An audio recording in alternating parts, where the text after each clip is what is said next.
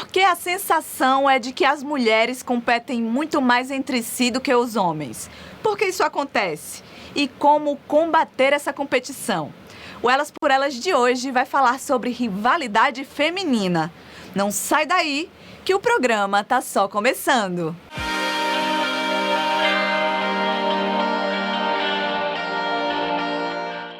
E aí, você já teve aquele sentimento de competitividade em relação a outras mulheres? Estamos falando da rivalidade feminina, tema do Elas por Elas de hoje. E nada melhor que conversar com alguém que entende de comportamento humano. Por isso a gente trouxe aqui no estúdio a psicóloga Laila Jatobá. Então, Laila, pensando a situação mais clichê de todas, né? Eu acho que a questão da vestimenta, eu acho que todo mundo fala, né? Sim. Que mulher não se veste para si próprio, mas para outras mulheres. Exatamente, essa é uma frase que é muito comum. A gente tem, na realidade, várias frases que são muito comuns relacionadas à própria rivalidade feminina. E a rivalidade feminina, ela está muito relacionada a mulheres quererem competir entre si, mas principalmente isso está muito relacionado a essa competição com relação a homens. A gente vai falar um pouquinho, acho que, dessas situações, né? Para que a gente possa entender melhor esse comportamento aí das mulheres que acaba acontecendo, né? E eu trago ainda, Laila, uma outra situação que eu parei para refletir e observei, a questão de corpos. O Instagram, que é uma ferramenta hoje que a gente expõe visualmente as coisas, né? E a gente acompanha mulheres lindas, por exemplo, tendo filhos, e aí depois recuperando seus corpos rapidamente. Existe uma competitividade até nesse sentido, você não acha? Exatamente, até nesse sentido. Um comportamento muito frequente na questão da rivalidade feminina é que quando mulheres acabam criticando outras mulheres, a gente sempre pega o ponto da beleza. Porque a gente fala muito sobre essa questão da beleza e ela está muito relacionada também ao homem. Essa sempre competitividade para atração do homem, quem que vai ser a escolhida, quem que vai ser aquela mulher que vai mudar o homem. Então, toda essa questão é como se fosse um posicionamento que existe culturalmente, que nós mulheres já vemos estar sempre bonitas e maquiadas e super magras e que a gente faz academia. É aquela velha história da pessoa que está segunda-feira, 3 horas da tarde, na aula de pilates. E aí, acaba acontecendo muito que, claro que existe essa questão da gente poder falar sobre o nosso próprio corpo, das nossas experiências, isso acontece muito com mulheres grávidas. Mas uma coisa também que acontece muito é que quando essas mulheres elas não estão fazendo parte desse padrão, que com um mês eu tô com a barriga totalmente seca, depois que eu tive um filho, começa a aparecer esses burburinhos na internet, né? De por que ela tá fazendo esse vídeo pra mostrar isso? Mas a barriga não tá bonita, mas o corpo não tá bonito, mas o rosto não tá bonito. Exato. Então tem sim esse comportamento sempre pra afetar a beleza das mulheres. E esse é um comportamento muito frequente entre mulheres que criticam umas às outras. Eu acredito que seja uma exigência, uma tirania, eu arriscaria dizer, com as mulheres muito forte, né? Porque seja a mulher que exibe aquele corpo que tá mais gordinho, mais fofinho, é criticada. A mulher que tá muito magra, muito sarada, é criticada. Então não existe um senso comum ali pra... Exatamente. Ninguém agrada ninguém, a gregos e troianos, né? Vamos relaxar, né, pessoal? Exatamente. É tudo que, assim, uma das coisas que eu gosto de estudar sobre isso às vezes. Então, o que acontece? Essa questão desse padrão de beleza é sempre um padrão de beleza que ele é inalcançável. Isso foi uma coisa que a gente estava vendo com essa questão de relação à tendência à maquiagem, por exemplo. Há muito tempo atrás, há muito tempo não, acho que uns 5, 6, 7 anos atrás, a gente tinha aquele padrão de uma maquiagem mais pesada, aquela coisa que a gente chama mais de reboco, né? Sim. E aí, o que acontece? A gente começou a ter uma disseminação de marcas nacionais, que às vezes a gente tinha mais acesso, o povo brasileiro tinha mais acesso a essas maquiagens, e aí todo mundo podia fazer essas maquiagens rebocão, porque antes era o pessoal que tinha mais dinheiro, que podia comprar todos esses itens de maquiagem, essas maquiagens de alta qualidade. E aí foi quando a gente hoje começou a mudar, tanto que hoje você pode ver nas redes o movimento que a gente acaba acaba fazendo pra isso aquele movimento de, não, já vamos fazer as coisas sem maquiagem, aquela coisa bem simplesinha, porque agora a gente tem acesso às coisas que tem o skincare. As pessoas que têm dinheiro hoje, a gente tem aí as marcas grandes, e que aí a gente tá nesse movimento de vamos cuidar da pele, e aí a gente usa muito menos maquiagem. E aí isso já tá mais se popularizando também, mais uma vez, e a gente tem que ver qual que será a próxima tendência, porque a gente sempre tá em busca desse padrão de beleza, só que a gente não chega nesse padrão de beleza. E eu lembro você falando assim pra mim, eu lembrei logo dos filtros de Instagram, né? Porque esse padrão inalcançável é muito nítido quando as pessoas vivem usando o filtro de Instagram pra ter a pele perfeita, a maquiagem perfeita, que é uma coisa ali virtual que nem existe. Que nem existe. E que elas se sentem que são assim. Exatamente. É uma coisa muito mais profunda, eu acredito, do que a gente imagina, né? Exato. Tem até um transtorno mental que a gente chama, que o nome dele é transtorno dismórfico corporal, que está relacionado a pessoas que começam a ter, imagina assim, pequenos defeitos. Elas supervalorizam esses defeitos que às vezes não são percebidos por outras pessoas. E muitas vezes a gente precisou bater muito isso, psicólogo de uma maneira geral, para profissional de saúde. A gente precisou bater muito isso com relação no Instagram, porque a gente tinha esses filtros, que esses filtros não eram uma coisa de vamos dar uma suavizada, mudava a boca, mudava a sobrancelha, mudava o olho, mudava o nariz, mudava o cabelo. Exato. E aí, muitas vezes, a gente abre o telefone e aí a gente se vê no telefone com aquele filtro e a gente começa a fazer procedimento estético e várias coisas para chegar naquele filtro do Instagram. Só que aquele filtro é uma montagem. Aquele filtro, ele não está relacionado a padrões reais, pessoas reais, peles, corpos, olhos, tudo que a gente imaginar assim de real, isso não existe. Então, a gente busca incessantemente por esse padrão de beleza que é inalcançável, né? Agora a gente vai dar uma pausa aqui, aquele momento que a gente vai pras ruas com Letícia Reis, nossa repórter maravilhosa, que eu amo muito. Lê, o que é que você traz de rivalidade feminina na boca desse povo? Me conta.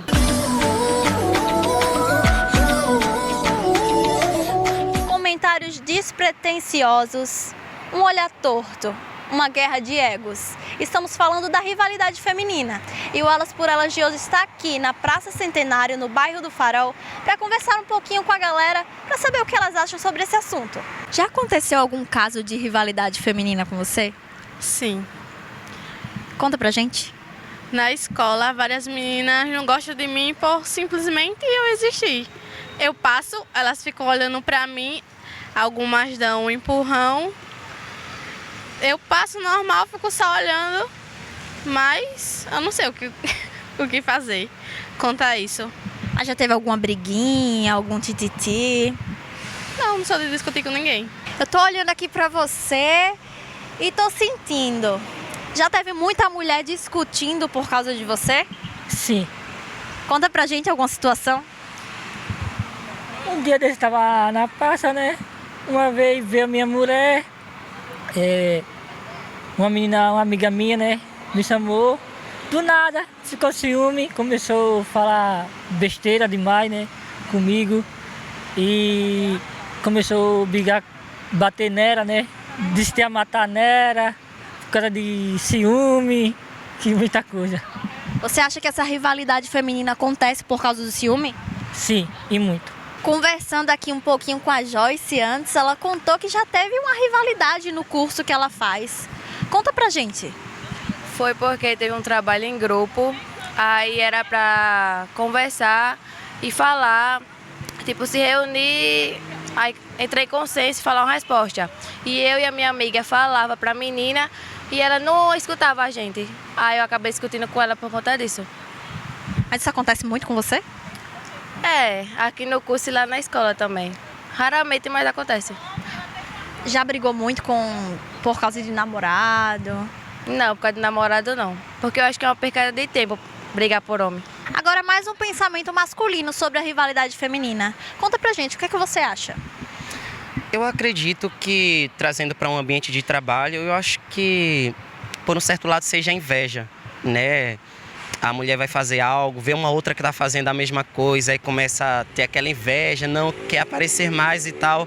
Então, eu acredito que se a mulher, ela se autoconhece, ela sabe do seu valor, ela não se deixa levar por esses tipos de coisas. Você já presenciou alguma rivalidade feminina? Já, principalmente em igreja também, já em muitas.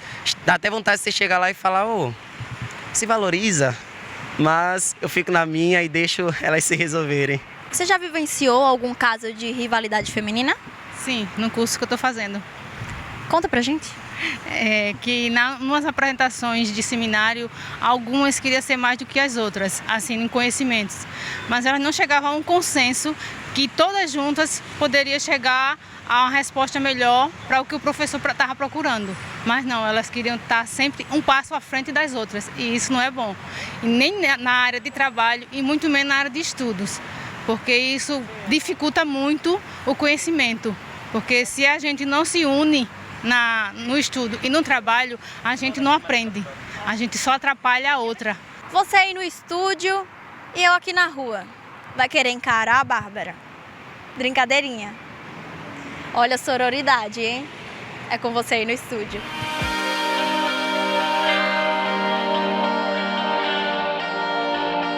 Venha! Chegue, eu já tô pronta, oxi! E baixou o Mark Zuckerberg e o Elon Musk foi aqui nesse estúdio. Bota a musiquinha aí, viu, Fábio, nessa edição. Mike Tyson. Bom demais, muito bom ouvir os relatos, viu, Letícia? Mas isso tá fora de moda, esse negócio de rivalidade, pra mim é over. E eu acho que o bom mesmo é a sororidade, como você disse. E Laila, qual é a sua avaliação aí sobre o que o pessoal falou?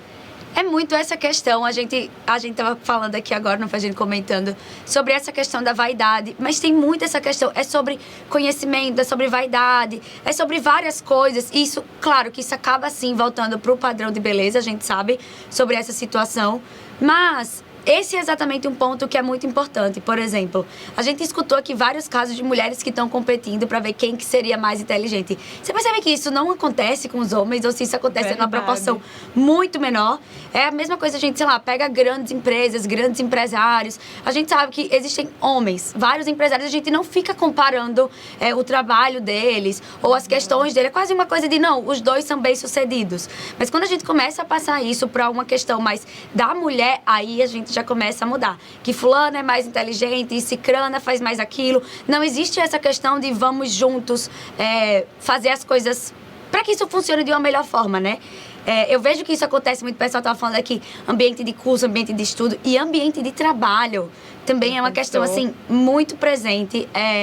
O meu trabalho, vou até falar um pouquinho disso bem por cima, mas o meu trabalho, como eu sou psicóloga, é um trabalho bem individual. Então, assim, eu não lida com esse tipo de coisa, né? Até certo ponto, porque o que acontece? Muitas vezes, quando eu recebo paciente que ele tem algum psiquiatra, alguma psiquiatra, eu sempre entro em contato, eu sempre marco um bate-papo, porque o importante é fazer com que os dois se juntem, né, os dois profissionais se juntem, para que a gente consiga fazer o tratamento daquela pessoa evoluir melhor. E algumas vezes em que eu falei, e isso foi só com psiquiatras mulheres, psiquiatras homens, isso nunca aconteceu, mas psiquiatras mulheres, às vezes, eu percebo uma certa grosseria, uma certa deselegância, um comportamento bem mais rude e agressivo mesmo, com a questão de por que você está vindo falar comigo, e por que você está querendo me dar sugestão, e por que você está querendo saber. É quase como se fosse essa coisa super individual, essa coisa super, o meu não pode ser questionado. E entra muito nessa questão de rivalidade feminina mesmo, entende? Quando na realidade, mais uma vez, a gente parar para pensar, qual que é o objetivo final? O objetivo final não é o tratamento do nosso paciente. Se eu e você, a gente se junta aqui para fazer um tratamento melhor, sai bom para nós três, eu, você e o paciente, entende? Mas isso acaba mesmo saindo pela culatra quando a gente começa a ter outros tipos de comportamento mesmo, que acaba sendo disfuncional, né? E sobre as causas, né? Eu refleti, eu sempre fico pensando muito, amadurecendo muito o tema, né, na minha cabeça. E me veio um estalo. Eu pensei, essa disputa, existem situações de exclusão social, por exemplo, de mulheres muito bonitas, bem-sucedidas, mulheres que chamam a atenção. Eu já percebi situações em que elas são excluídas socialmente por outras mulheres. Então, por que isso acontece? Aí eu pensei, uma coisa quase que primitiva, uma coisa quase que animal, de disputa, né? Em relação a gente falou de homem, a gente Sim. falou de beleza, a gente falou de vaidade, a gente falou de paquera. E aí, eu acredito, agora me responda. Aham. Você, muito melhor do que eu, né? Eu pensei de forma bem amadora, Aham. né? Não, o que acontece? A gente não tem nenhuma questão biológica. Se a gente for falar sobre biologia, a gente não tem questões biológicas, sei lá, um gene, uma mutação genética do porquê mulheres competem com mulheres. Não. Isso é um comportamento que ele existe há bilhões de anos atrás, entende? Aham. E muitas vezes é tanto que isso está descrito na Bíblia, isso está descrito no Alcorão.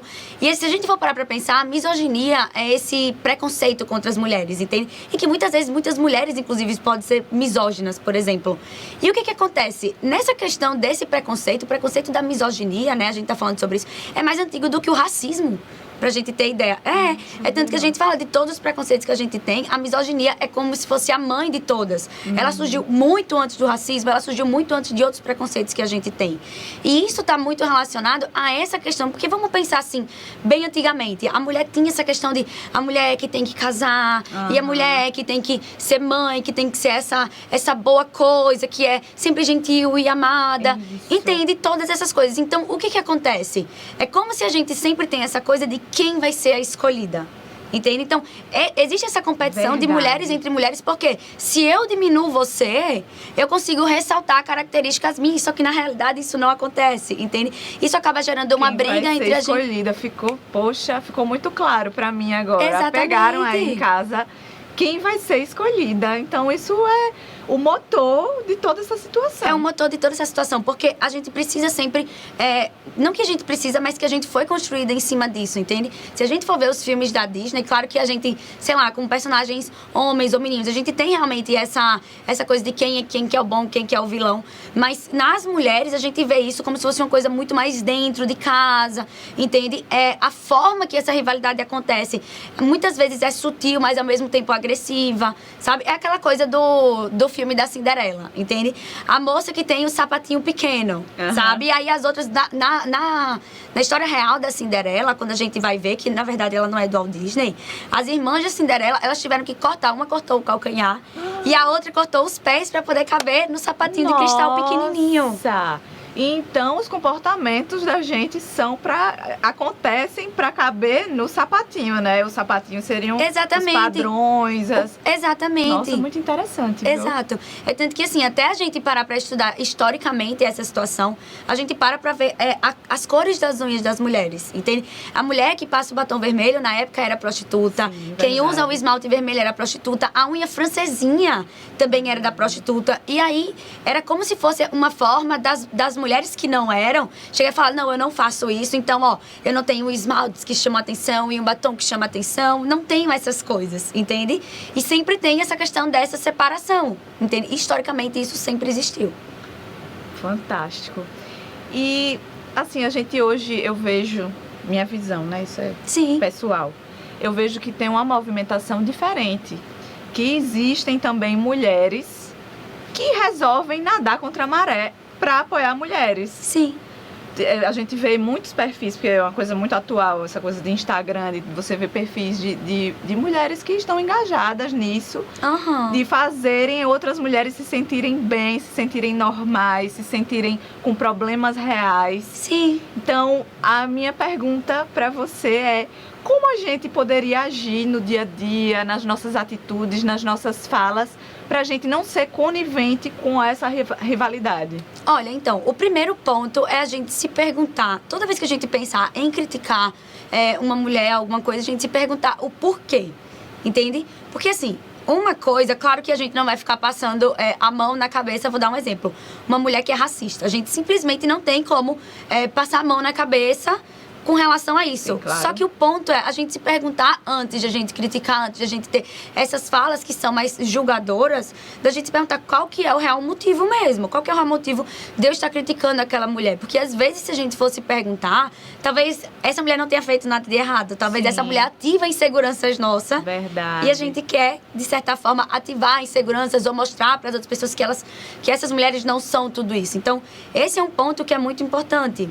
Muito E um bom. segundo ponto que eu acho, assim, é da gente realmente repensar que muitas vezes a rivalidade feminina, ela acaba acontecendo não só pelo homem, mas como também o homem provoca essa rivalidade. Sim. A gente tem, por exemplo, esse caso do Neymar, da traição. Sim, verdade.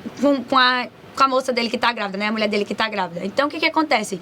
O texto do Neymar do Instagram, se você vai parar pra ver esse texto, é quase como se fosse uma coisa tipo: nós estamos juntos contra o mundo, e eu erro todos os dias, erro dentro do campo e fora do campo. Ou seja, ainda tem essa fala que ele mandou pra moça, né? Acho que é Fernanda o nome dela, não sei. Que ele falou: conseguiu a fama que você queria. Entende? Por que acontece? Ele estimula essa rivalidade de que, não, eu estou junto com você, como se ele estivesse sendo vítima de algum ataque. Quando, na realidade, isso nada mais é do que uma consequência de um ato que você fez, entende? Então, a gente pegar essa mulher, a Fernanda, e não dizendo que a atitude dela foi a mais correta possível, não, a gente não tá falando sobre isso. Mas que quando ele começa a usar, isso não é só com o Neymar, isso é um exemplo, mas que acontece na maioria dos casos. Verdade. Mas quando a gente começa a falar que essa mulher é a mulher que tá querendo destruir a minha família, que tá querendo acabar com a felicidade, que tá querendo com isso, ele tira toda a culpa dele, todo o peso dele do erro que ele fez, porque o problema está nessa mulher que tá tentando destruir a minha família. É verdade, viu? Então, qual é a mensagem final que você deixa? A mensagem final que eu deixo para todo mundo que está assistindo é para que a gente possa se apoiar mais honestamente. E a gente realmente fala sobre essa questão dos homens, né? Que os homens muitas vezes são mais leais, que os homens muitas vezes são mais amigos. Só que a gente também pode ser, a gente também pode criar essa certa irmandade, essa certa coisa de vamos se proteger. Então, o primeiro ponto e o mais importante de todos é, ao invés da gente estar criticando mulheres por ativarem coisas nossas, vamos se trabalhar, né? A gente tá aí trabalhando as nossas próprias questões para que a gente aí, de fato, consiga admirar outras mulheres e também ser admirada. Muito obrigada pela sua presença, Foi pela muito sua bom. energia, pelo seu tempo de estar aqui nos ensinando, nos ajudando. Né? E você aí de casa, eu espero ter sido uma excelente companhia para vocês. Lembrando que o nosso programa vai ao ar todos os dias aqui na TV Cidadã, canal 35.2 da sua TV aberta, às 8 da manhã e também às 8 da noite. Você que prefere assistir a gente aí nas redes sociais a qualquer tempo, nosso conteúdo fica disponível no YouTube, no Facebook. E também estamos no ar na Rádio Senado Cidadã, na 105.5. É só sintonizar no carro, no ônibus e nos acompanhar, viu? Fica com Deus, até a próxima. Tchau, tchau.